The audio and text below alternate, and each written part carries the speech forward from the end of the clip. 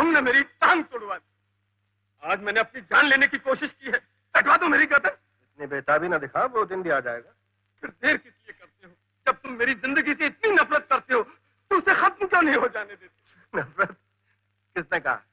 वो जमाना गया भूपेंद्र सिंह। अब तो मैं तुम्हारी जिंदगी से इतना प्यार करता हूँ, वरना हिफाजत के सभी इंतजाम किस लिए होते? तुम बताते क्यों नहीं? तुम्हें मुझसे क्या चाहिए? क्यों मुझे घुट घुट के मरने के लिए यहाँ बंद कर रखा है तुमने? मालूम होता मेरी मेहमान नवाजी में कुछ कमी रह गई, वरना अपनी तरफ से तुमने हर तरह की सहूलियतें रखी हैं।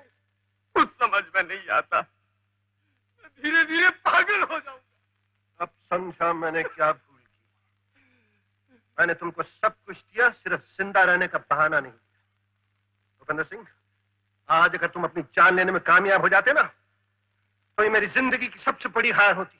तुम ये हार जीत की बातें क्यों सोचा करते हो? मैंने कभी तुमसे दुश्मनी नहीं की, मैंने हमेशा तुम्हें अपना बड़ा भाई समझा।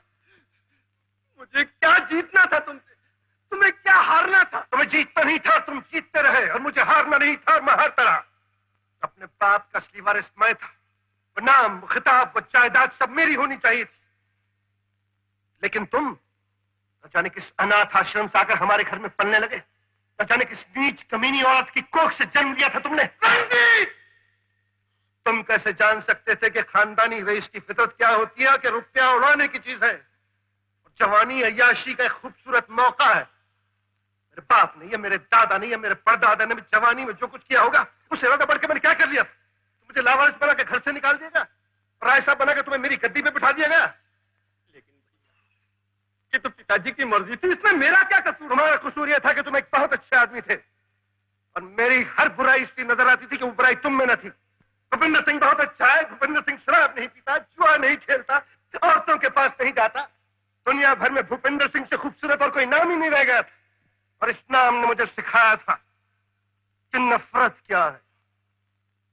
40 साल तक मैं इस नाम को सुनता रहा और सोचता रहा कि कब वो दिन आएगा जब मैं इस नेक नाम पर ऐसी कालक ठोक सकूंगा कि लोग इस पर थूकने के लिए भी हिचकिचाएंगे। भूपेंद्र सिंह, आज अगर तुम मर जाते ना, तो मैं तुम्हें ये बताने की तसल्ली हासिल करने से महरूम हो जाता कि मैं अपने मकसद में किस कदर कामयाब हुआ हूं।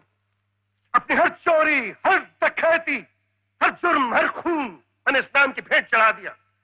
राय साहब का ये सफेद लिबास जो तुमने छीन कर मुझसे पहना था, तुम नहीं जानते ये किस किस के खून से लथपथ है।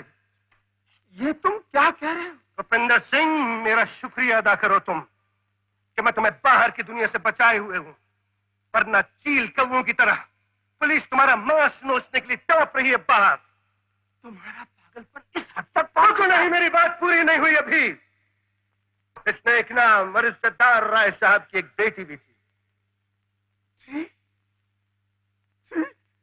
क्या हुआ मेरी रेखा को? मैं तुम्हें हाथ जोड़ता हूँ, क्या हुआ मेरी रेखा को? इंसान को जिंदा रहने का बहाना चाहिए ना। मेरी भूल ये थी कि मैं तुम्हें तुम्हारी बीवी और बेटी की याद नहीं दिलाता रहा।